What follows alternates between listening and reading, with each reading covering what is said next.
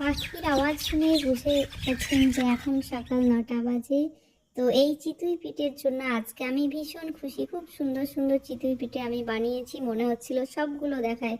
তো এই টিপসটা ফলো করুন। আমি পরিমাণ মতো ময়দা নিয়ে 3 বারে পানি দিয়ে, কুসুম গরম পানি দিয়ে লবণ দিয়ে সুন্দর করে গুলে নিলাম। চারিদিকে সুন্দর হাওয়া পরিবেশ।